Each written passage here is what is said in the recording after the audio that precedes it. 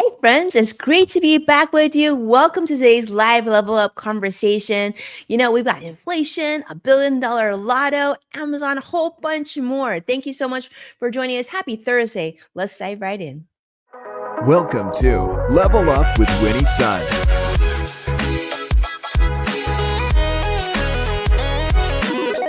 Market update. Speed round. Award-winning financial pro. And now, get ready. I present to you Level Up with Winnie Sun. Welcome to the show. I'm Winnie, your host, an award winning financial pro, Forbes contributor, and a CNBC council member and contributor as well. We are streaming here live on several social media platforms. So definitely jump in, say hello, introduce yourself. It's great to be back with you. It's been a minute, right? Because I've had to do a little bit of travel and business. So it's been busy, but I'm back. I'm so glad to be here with you. Let's talk about how the market is doing. And actually, it's almost like I waited until the market was in the green because currently the Dow is up 68 points. The Nasdaq's up a whopping 231 points. We'll take that. The Nasdaq is up 40 points as well. Hello, Frandy on YouTube Live. Thank you so much for joining us. I see you and I appreciate the comment. All right, let's jump right in because I want to talk about something that's been in the news all week. And if you've been watching the market this week, you know it's been a roller coaster to say the least, right? Some of you, let me just say, if you're not a fan of roller coasters, maybe don't look at your statements this week. Don't log on. Just chill and relax. But here's what we'll say. All the news this week has been around the topic of inflation. Inflation, deflation, all kinds of inflation, but inflation is making and rearing its ugly head once again, and it's been all over the news. So basically, the consumer price index data came out and it wasn't looking great. We are hoping for things to look a little bleaker, and so that would show that things weren't getting so expensive and starting to our budgets wouldn't be impacted so much when we're at the grocery store and everything else. But unfortunately, not so much luck. So there was an article that came out that I want to put on your radar from my friend Lori Konish at CNBC, talking about the CPI and talking about how the data that came out this week exceeded the Federal Reserve target, which stands at 3.5% increase year over year. But unfortunately, the CPI, which monitors price changes for goods that you and I need and spend money on, represents sort of the average price movements experienced like the average American. Well, unfortunately, that number has just gone up more so. And then some of these things, I just wanted to put on your radar, some of the things that have gone up significantly in price, like let me know if this resonates with you, if you've seen these prices go up, or if these are things that your household uses. For example, juices and drinks. Can we just raise? I'm sure, I mean, juices and drinks. I mean, drinks, I'm guessing, includes water as well. Those prices have gone up double digits, in fact. Motor vehicle insurance, like car insurance.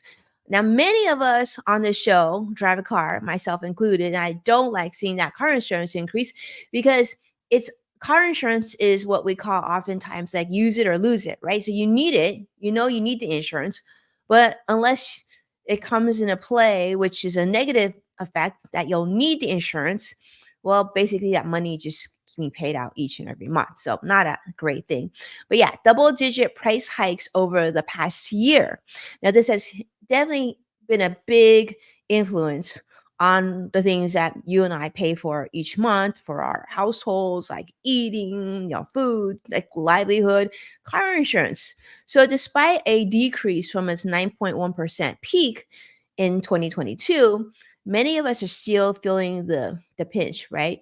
And so there's not a lot of great news yet. And the reason why there's not a great news because there's a lot of positive news coming out of the economy, but that doesn't necessarily trickle and translate to improvement in the cost of goods that you and I then have to spend money on. So to understand personal inflation and how it impacts your household, one of the best ways that you can kind of compare to yourself of your own personal inflation is what you could do is you could take a look at how much you spend March of last year, right? Compared to March of this year. This was kind of shared in the guide by Lori on the CNBC article that she talked about. So take a look at how much you spent last March compared to how much you spent this March, and that will actually give you your calculation for your personal inflation. So if you're not sure where to go, they actually are sharing that there's actually online personal inflation calculators. Some are offered, for example, at the Federal Reserve Bank of Atlanta. You can actually go there and you can calculate, or you can download a budget worksheet at mybudgetworksheet.com. So definitely take a look at some of the things that you spend money on, and this can really impact the day-to-day things such as eggs and milk and meat, vegetables. These are just things that we're seeing a big change in terms of inflation pay progress as well. So things to think about, right? So to give you an idea on CPI rising nearly 18% over the last 3 years, well, just imagine if you haven't been able to increase that bottom line and you're still living paycheck to paycheck, or you still have credit card debt, which we know credit card debt, that interest continues to creep on. Those are some of the things that a lot of Americans are dealing with, and something to put on your radar to make sure that you're in control of your finances for sure, right? So thank you so much for being here. All right, so continue on. I see a lot of comments coming in. I want to share this next story. Now, this was actually came from a letter that CEO Andy Jassy, who's now the CEO of Amazon, if you didn't know, he actually wrote a letter. Actually, it was like if you read the letter, it would have taken you 28 minutes. So just so you know, I don't know how I know that, but yeah. So it was a long letter, but I wanted to share with you some of the things that he talked about. He's talking about strategic focus on Amazon. But the thing that I found most interesting, and I think most timely, some of it's not going to come to a surprise to you, but just really how focused Amazon is on generative AI, artificial intelligence, right? In this letter, they go into so much detail positioning where AI will be in your future Amazon experience. Now, they're talking about the areas that they really want to focus on, which is Marketplace, Amazon Prime, and AWS. So this shift is talking about Amazon's commitment to integrating advanced AI technologies into many of their services. So it's not just going to be like you're buying something in Amazon and they're going to summarize like the comments for you, so you don't have to read like thousands of pages of comments, but there's so much more. So they're saying they're spending a lot. So in fact, Amazon, now that they all this income that they have, they're spending a lot of it too to reinvest into what they believe is very critical for their business and their job performance, and and future success of the company. So they're spending already $4 billion on AI startup Anthropic. So this is one thing. And then they plan to not only do that, they want to continue to compete against companies such as Microsoft and Google. And what they're doing, which is interesting too, is they're also developing their own specialized chips, such as the Graviton CPU, Trainium for AI model training, and other things for other businesses. Like, so they want to make sure they have a cost-effective alternative to companies such as Nvidia's chips that we know are very, very popular. So they're saying that Amazon, unlike maybe some of their competitors, they're not just going to end with one AI technology of acquisition. They actually want to make sure they have multiple choices, a lot of different range models from various developers. They're saying so Anthropic, Stability AI, Mistral, Meta, and so many others. So their strategy is to cater to a diverse customer need for different applications. So they really want to have you utilize something from them, and it might not just be that shopping experience, which is really interesting. So that's Amazon. I'll continue to update you as we hear more about that. But it's really interesting to go from like the Jeff Bezos CEO world to now the Andy Jassy's world, and just how quickly this new technology has it's really shown us, as well as large businesses, of the capability and possibility.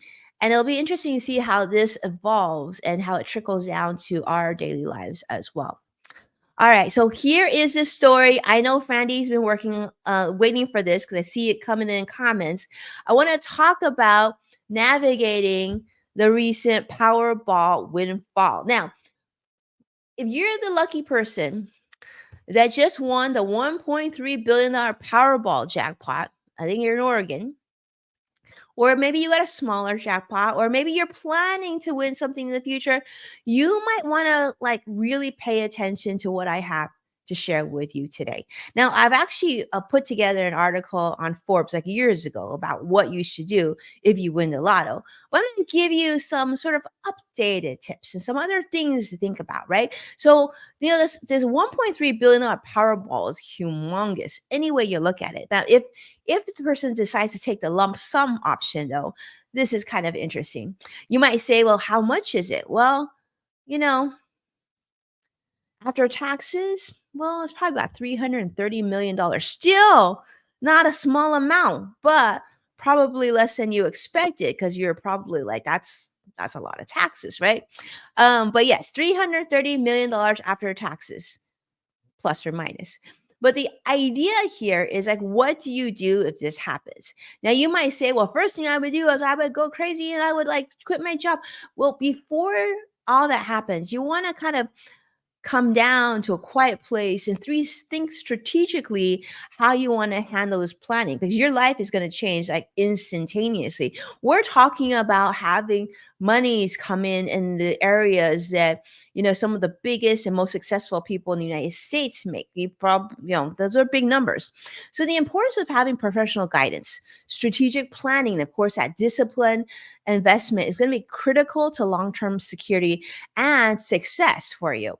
So here are sort of my essential steps for if you're gonna, come into this windfall. Like, what do you do? First things first is really, really important, which is to sign that ticket. All right. You want to sign a ticket, make sure you do it with a Sharpie and keep it safe. Don't lose this ticket. Don't let anybody else get close to your ticket. And then what you want to do is then take time to build your dream team. And I would actually recommend building out your dream team before turning in your ticket because in many states, you can't stay anonymous once you win the lotto. So it just gets crazy. But during that time when nobody knows who won the ticket at that point, that's your chance to build your dream team. And you really want not only a financial dream team, you want a legal team, an accounting team, and probably even someone to help you with some of your charitable giving if that's something that you're looking to do, right? So when it comes to your financial advisory team, I would actually look for a team, not just one individual, but of course you want someone that can help you that has the reputation for handling significant, sophisticated portfolios. Now, there's a lot of people that you can reach out to, but definitely check out some of the tips I have in the Forbes article. But this is something that is it's very complex. You want to make sure that you know what you're doing. I've worked with some clients on their lotto winnings, so I can tell you that there's a lot of things to consider that you might not think about since you may not have won a lotto jackpot before. These are things you want to think about. So you're going to want to also have a great accounting team, obviously taxes, make sure you're good there. And of course, you want to have a great legal team because an attorney is going to be critical to you as well. Because so legal, tax, and investment strategies are going to be critical.